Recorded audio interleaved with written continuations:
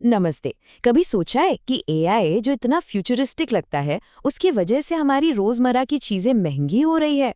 आज हम इसी छुपे हुए खर्च की गहराई में उतरेंगे। चलिए शुरुआत करते हैं इस नंबर से। $3,300। सैन फ्रांसिस्को में एक अपार्टमेंट का ये औसत किराया है। हैरान करने वाला है ना? और अब ये देखिए, 267%। ये कुछ अमेरिकी इलाकों में बिजली की कीमतों में आया जबरदस्त उछाल है। और बात यहीं खत्म नहीं होती। लैपटॉप की रैम तक की कीमत 3 गुना हो गई है। अब कोई भी सोचेगा कि भला इन सब अलग अलग चीजों का आपस में क्या कनेक्शन हो सकता है। और यही आज का हमारा सबसे बड़ा सवाल है। आखिर कैसे एक सॉफ्टवेयर प्रोग्राम जो कहीं किसी सर्वर रूम में चल रहा है, हमारे घर के नीचे की जमीन की कीमत बदल सकता है? इसका जवाब काफी चौंकाने वाला है। तो इस सवाल का जवाब शुरू होता है उस विशाल जमीन से जिसकी जरूरत एआई डेटा सेंटर्स को होती है। और इसी जरूरत से एक नई तरह की जंग छिड़ गई है। एक तरफ हैं डेटा सेंटर्स और दूसरी तरफ हैं आम लोगों के लिए बनने वाले घर। और लड़ाई है एक ही जमीन के टुकड़े के लिए। अब इस स्लाइड पर गौर कीजिए। ये बिल्कुल साफ कर देती है कि जमीन के मालिक टेक कंपनियों को ही क्यों चुनते हैं। एक तरफ है हाउसिंग डेवलपर, जिसे लोन और परमिट का झंझट है। दूसरी तरफ है एक टेक जायंट जो मार्केट रेट से 50 से 70% ज्यादा पैसा दे रहा है, वो भी सीधा कैश। हाउसिंग डेवलपर्स के लिए ये एक ऐसी लड़ाई है जिसे जीतना लगभग नामुमकिन है। चलिए कुछ असल दुनिया के उदाहरण देखते हैं। वर्जीनिया की लाउडान काउंटी, जिसे डेटा सेंटर एली भी कहते हैं, वहां टैक्स से हर साल लगभग $900 मिलियन आते हैं। लेकिन इसका दूसरा पहलू ये है कि वहां घरों की कीमतें आसमान छू रही हैं। ये अजीब नहीं है? एक इंडस्ट्रियल फैसिलिटी रिहायशी प्रॉपर्टी के दाम घटाने के बजाय बढ़ा रही है। ये डेटा सेंटर एक ब्लैक होल की तरह है जो जमीन को हमेशा के लिए हाउसिंग मार्केट से निगल जाते हैं। अब आते हैं दूसरे असर पर। एआई हमारे पावर ग्रिड्स पर इतना जबरदस्त बोझ डाल रहा है जैसा पहले कभी नहीं देखा गया। ये एक तरह का छिपा हुआ एआई टैक्स है जो हमारे बिजली के बिल में जुड़ रहा है। इस स्लाइड को देखिए, ये फर्क बिल्कुल साफ है। एक पुराना सर्वर रैक समझिए कुछ हेयर ड्रायर जितनी बिजली लेता था, लेकिन एक मॉडर्न एआई सर्वर रैक ये 100 किलोवाट से ज्यादा पावर खींचता है। ये पावर कंजम्पशन में 10 गुना का इजाफा है। इसे ऐसे समझिए जैसे किसी बड़े से वेयरहाउस के हर स्क्वायर फुट पर एक स्पेस हीटर लगा दिया गया हो। और इस बढ़ती डिमांड का नतीजा ये नंबर देखिए, $9 अरब। अमेरिका के एक बड़े पावर ग्रिड को स्थिर रखने के लिए कैपेसिटी पेमेंट्स में इतनी भारी बढ़ोतरी हुई है। और अंदाजा लगाइए ये पैसा दे कौन रहा है? टेक कंपनियां नहीं, बिल्कुल नहीं।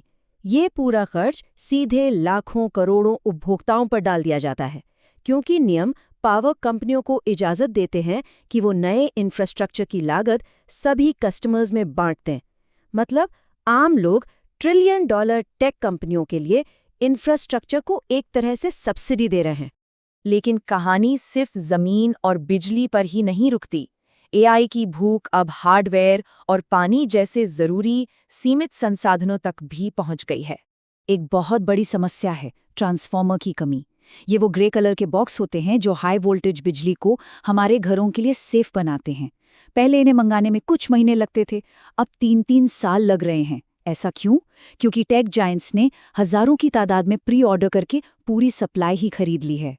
3 लाख, ये एक मीडियम साइज डेटा सेंटर द्वारा हर दिन इस्तेमाल किए जाने वाले पानी की मात्रा है, गैलन में।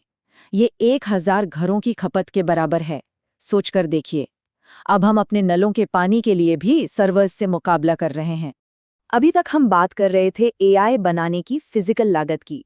आप फोकस शिफ्ट करते हैं और देखते हैं कि कैसे एआई का इस्तेमाल करके सीधे सीधे कीमतों में हेराफेरी की जा रही है। तो ये एआई वाला रेंटल सॉफ्टवेयर काम कैसे करता है? ये लाखों डेटा पॉइंट्स को एनालाइज करता है और एक ऐसी सच्चाई का पता लगाता है जो शायद इंसान से चूक जाती, कि ज्यादा किराए पर कुछ अपार्टमेंट्स खाली रखना सभी अपार्टमेंट्स को कम दाम पर देने से ज्यादा फायदेमंद है। इसलिए सॉफ्टवेयर मकान मालिक को कीमत बढ़ाने के लिए कहता है, जिससे पूरे शहर में किराए के लिए एक आर्टिफिशियल निचली सीमा बन जाती है। ये कोड पूरी स्थिति को आसानी से समझा देता है। जब किसी इलाके का हर बड़ा अपार्टमेंट कॉम्प्लेक्स एक ही सॉफ्टवेयर का इस्तेमाल करता है तो वो मार्केट नहीं रह जाता, बल्कि एक कार्टेल जैसा दिखने लगता है। अब कीमत घर की क्वालिटी पर नहीं बल्कि एल्गोरिथम पर निर्भर करती है। और ये सिर्फ किराए तक ही सीमित नहीं है।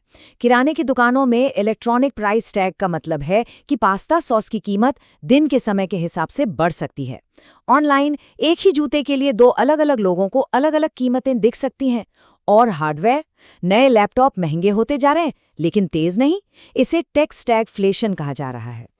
और शायद सबसे चौंकाने वाला, सबसे पर्सनल असर ये है, एआई सैटेलाइट तस्वीरों को एनालाइज करके आपके घर की छत पर एक खराब टाइल या एक झुकती हुई पेड़ की डाली देख सकता है और आपकी बीमा पॉलिसी रद्द कर सकता है। बिना बीमा के मॉर्गेज नहीं मिलता, बिना मॉर्गेज के घर की वैल्यू खत्म हो जाती है, और ये सब बिना किसी इंसान के बीच में आए हो जाता है। तो हम कहाँ पहुंचे हैं?